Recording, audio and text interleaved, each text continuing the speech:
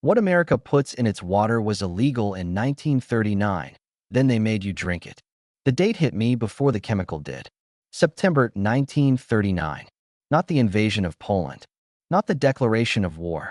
A small administrative ruling buried in the proceedings of a state health department in a mid-sized American city, classifying a specific substance as a contaminant, a pollutant, something to be kept out of public water supplies at all costs. I found it while researching something else entirely. And then I found the follow-up document, dated 1945. Same substance, same government infrastructure, different conclusion. In 6 years, the contaminant had become a public health miracle. The pollutant had become medicine.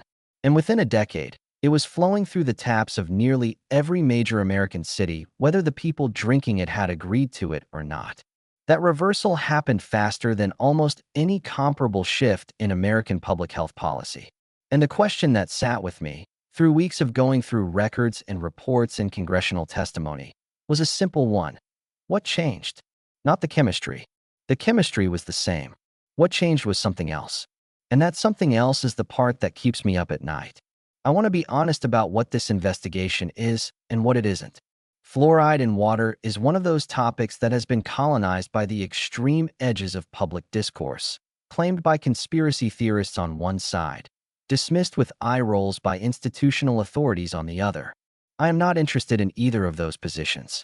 I am interested in the documents, the dates, the institutional record, the specific sequence of events that transformed a classified industrial waste product into a compulsory public health intervention in less than a decade.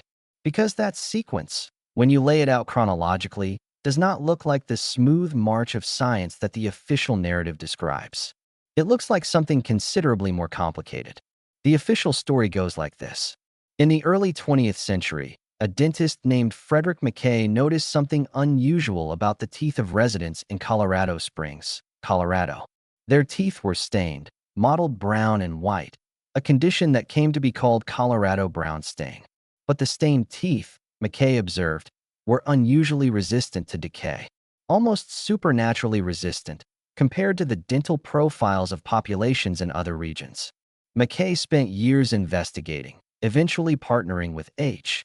Trenley Dean, a dental officer with the U.S. Public Health Service, to map the distribution of this phenomenon across multiple states. The culprit turned out to be naturally occurring fluoride in the water supply, in concentrations high enough to mottle enamel, but apparently also high enough to dramatically reduce cavity rates. Dean's subsequent epidemiological studies through the 1930s identified what appeared to be an optimal concentration range, roughly 1 part per million. High enough for the dental benefit, low enough to minimize the cosmetic staining. The logical next step, as Dean and his colleagues framed it, was a controlled experiment. Deliberately add fluoride to a water supply at that optimal concentration and compare dental outcomes against an unfluoridated control city over several years. That experiment began on January 25, 1945, in Grand Rapids, Michigan. Grand Rapids was the first city in the world to deliberately fluoridate its water supply. Muskegon, Michigan served as the control. The plan was to run the experiment for 15 years and measure cavity rates in children born after fluoridation began. That was the official timeline. 15 years of data, then a conclusion.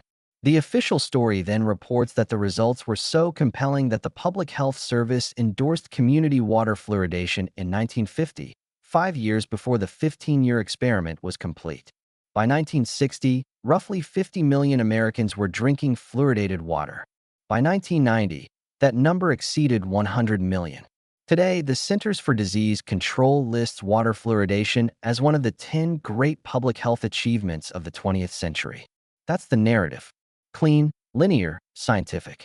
A problem identified, a solution tested, a benefit confirmed, a policy adopted. Let me be fair to the official narrative. The correlation between fluoride and reduced dental cavities is real and has been replicated across multiple study populations. The dental public health benefits of fluoridation, particularly in low-income communities with limited access to dental care, are documented and are not trivially dismissed. The mainstream scientific consensus, as represented by bodies including the CDC, the WHO, and the American Dental Association supports fluoridation at recommended levels as safe and effective. That is the fair representation. Now let's look at what the official narrative leaves out. Let's start with the numbers, and with a company that almost nobody connects to the fluoridation story. The Aluminum Company of America, Alcoa. In the 1930s and 1940s, Alcoa was the dominant aluminum producer in the United States and one of the largest industrial corporations in the country. Aluminum production generates a specific byproduct, fluoride compounds, primarily hydrogen fluoride and various fluoride-bearing waste streams. These waste products were, by the late 1930s, a significant and expensive problem for Alcoa and for the broader industrial sector. Fluoride pollution from aluminum smelters and phosphate fertilizer plants was demonstrably damaging crops, sickening livestock, and generating legal liability for industrial producers across multiple states. The legal record on this is not obscure. It is sitting in federal court archives. In the late 1930s and through the 1940s, farmers and ranchers in New Jersey, in Oregon, in Tennessee, filed and sometimes won lawsuits against industrial facilities for fluoride contamination damage. The Meuse Valley disaster of 1930 in Belgium, in which a temperature inversion trapped industrial pollutants, including fluoride compounds, over a valley for several days, killing dozens of people, was being studied by American industrial hygienists who understood that fluoride toxicity at high concentrations was a genuine and documented hazard. Here is where the timeline gets interesting. Gerald Cox was a researcher at the Mellon Institute of Industrial Research in Pittsburgh. The Mellon family were the primary shareholders of Alcoa. In 1939, the same year that multiple state and local health authorities were classifying fluoride as a water contaminant, Cox published a paper suggesting that fluoride should be added to public water supplies for dental health benefits.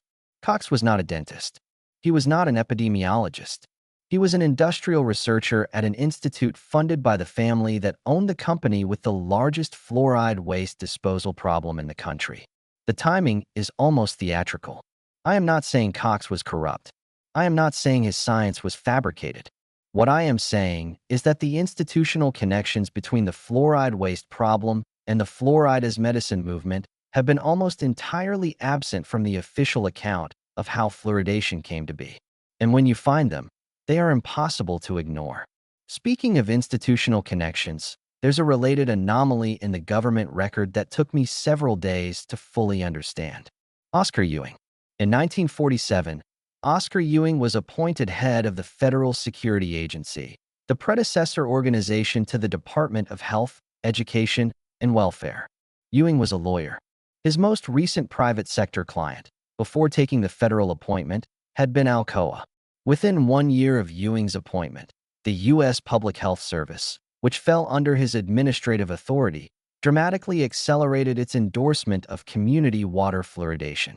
The 1950 endorsement that the official narrative presents as a scientific conclusion from the Grand Rapids data came while the Grand Rapids experiment was still running. Came while the 15-year timeline set by the scientists who designed the experiment had not elapsed. Came 5 years early.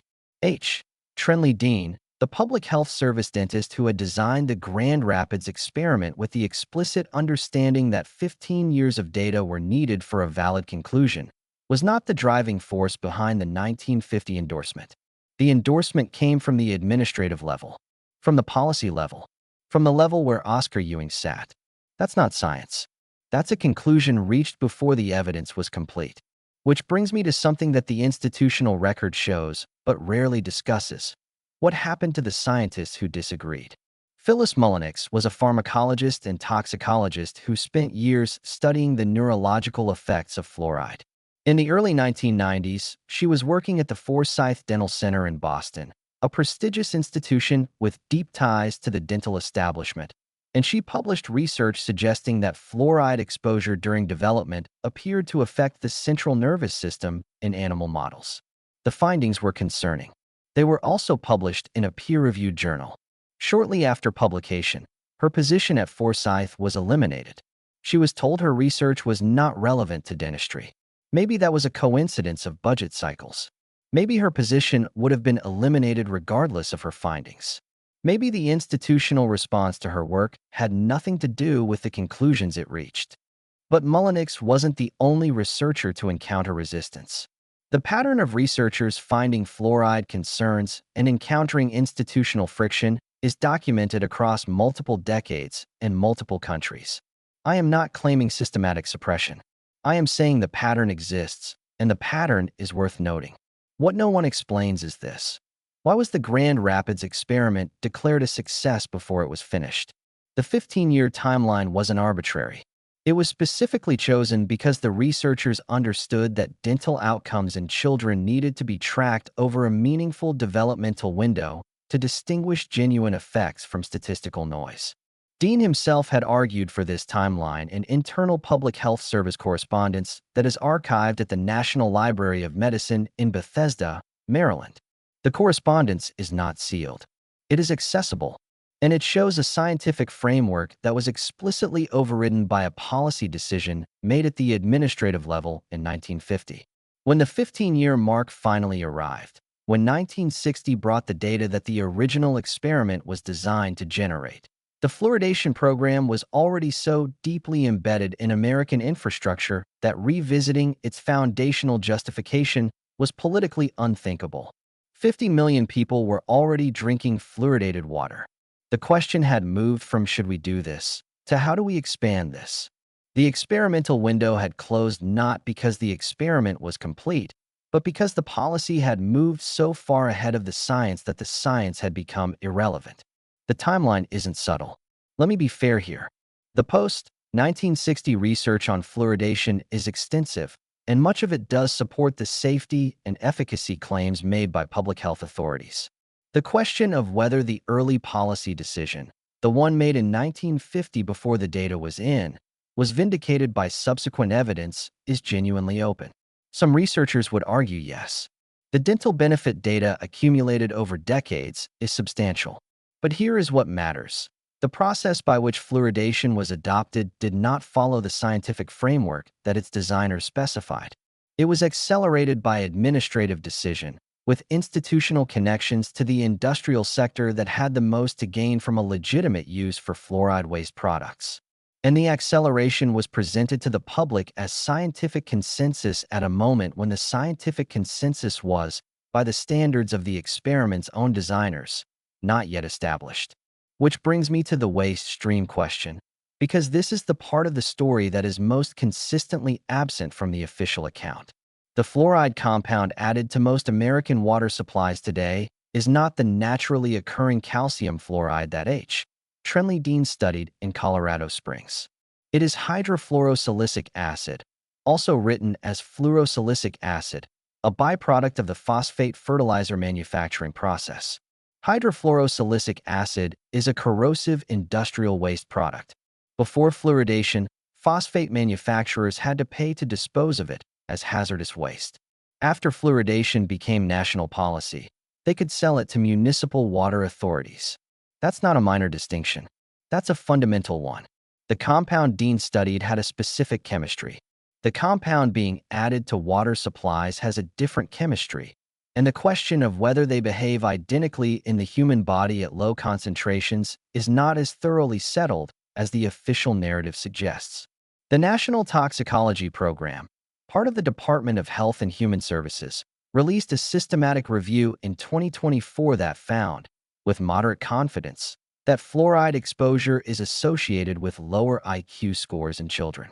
The review was significant enough that it generated considerable internal debate within public health agencies about how to communicate findings that complicated decades of established policy.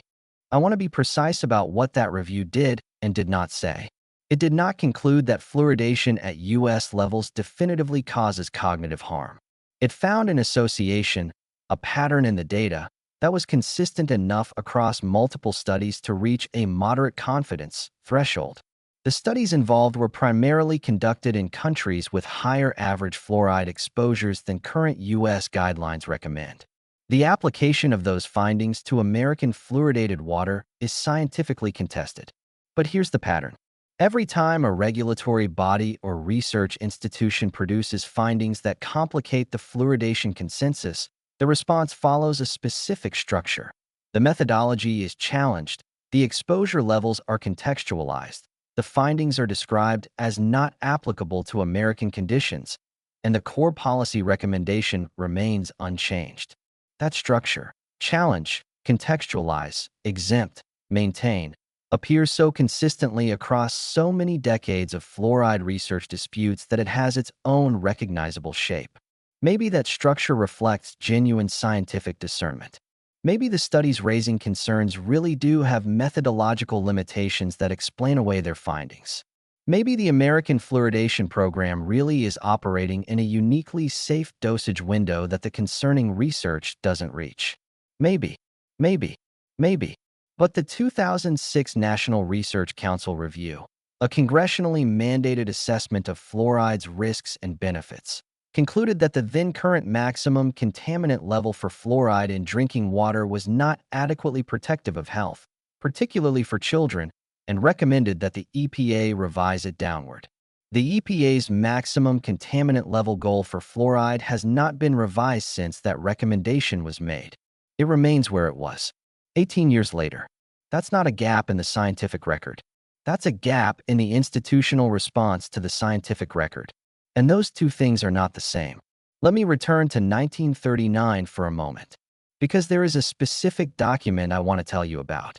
The Wisconsin State Board of Health, in a ruling dated to the late 1930s, classified fluoride compounds as water contaminants subject to regulation and reduction. The state of Pennsylvania's Department of Health issued similar guidance in the same period. These rulings reflected the scientific consensus of that moment, that fluoride in drinking water above naturally occurring background levels was a contaminant, not a therapeutic agent.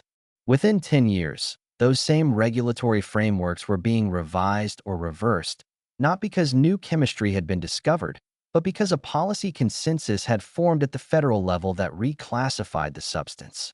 The states that had classified fluoride as a contaminant found themselves facing a federal public health authority that was actively promoting fluoride as medicine.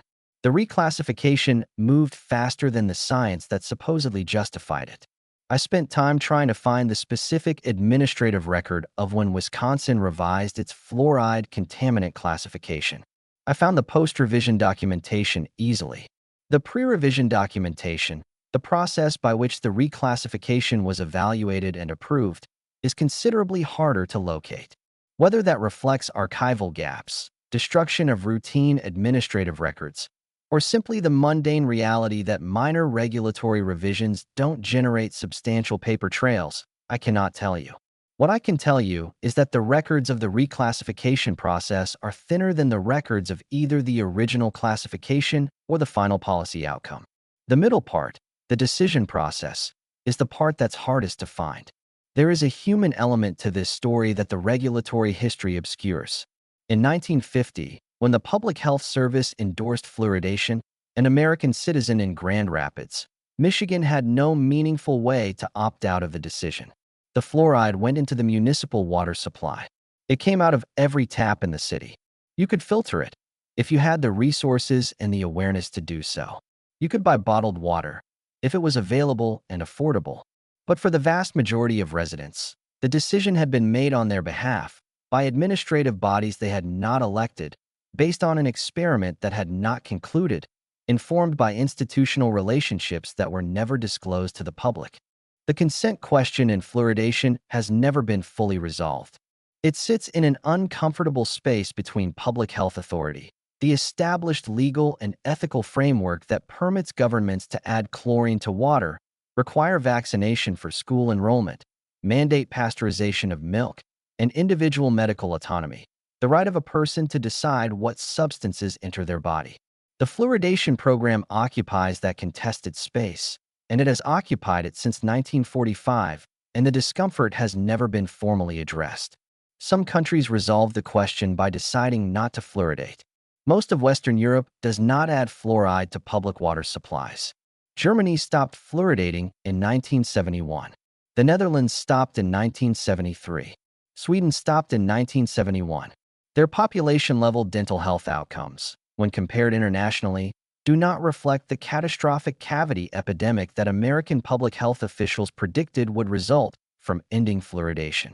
The improvement in dental health in Europe over the same period that American fluoridation was expanding appears to be substantially attributable to toothpaste, fluoridated toothpaste, which delivers the compound topically rather than systemically, and which individuals can choose to use or not use.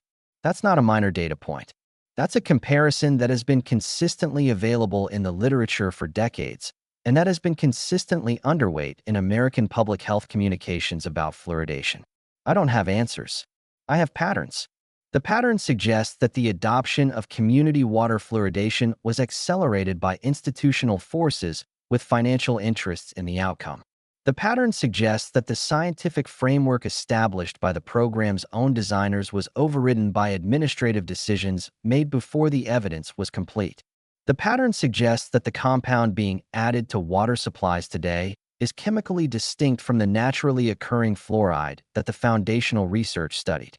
The pattern suggests that research raising concerns about fluoride has encountered consistent institutional friction. The pattern suggests that international comparisons that complicate the American fluoridation narrative have been systematically underemphasized in domestic public health communications. None of those patterns individually constitute proof of wrongdoing. None of them individually require a sinister explanation. Each one has a conventional explanation that a reasonable person could accept. But the patterns don't appear individually. They appear together. They overlap. They reinforce each other across 7 decades of institutional record. And when you lay them out in sequence, 1939 classification as contaminant, 1939 Cox paper from Mellon Institute, 1945 Grand Rapids experiment begins, 1947 Ewing appointment, 1950 premature endorsement, 1960 program fully embedded before original experiment concludes. 2006 NRC recommendation unimplemented 18 years later. 2024 NTP Association findings. The sequence has a shape, a direction, a consistent tendency to move in one specific direction regardless of what the developing science suggested. Maybe I'm seeing patterns where none exist. Maybe every one of these coincidences has a mundane explanation that I haven't fully weighted. Maybe the institutional connections are irrelevant to the scientific validity of the outcomes. Maybe the 79 years of fluoridation have produced a net public health benefit that justifies every procedural irregularity in its adoption. Maybe. But the 2024 NTP review exists. The 2006 NRC recommendation exists. The Gerald Cox Mellon Institute paper exists. The Oscar Ewing-Alcoa connection exists. The 1939 contaminant classifications exist. The European non-fluoridation outcomes exist. These are not claims. They are documents.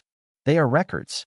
They are sitting in archives at the National Library of Medicine, in federal court filings, in the published literature of toxicology and public health, in the administrative histories of state health departments. Buried in plain sight. And the water is still running. Right now, in approximately 2/3 of American public water systems, hydrofluorosilicic acid, a byproduct of phosphate fertilizer manufacturing, is being added to the supply before it reaches your tap. The question of whether that decision, made in a specific institutional context in the late 1940s and early 1950s, was made correctly and for the reasons stated, is not a closed question. It only appears to be a closed question because the infrastructure built on that decision is so vast and so old and so embedded in American public health practice that reopening it feels impossible. But the archive doesn't close because the policy became permanent. The documents remain. The dates remain. The institutional connections remain. And once you see them, you cannot unsee them.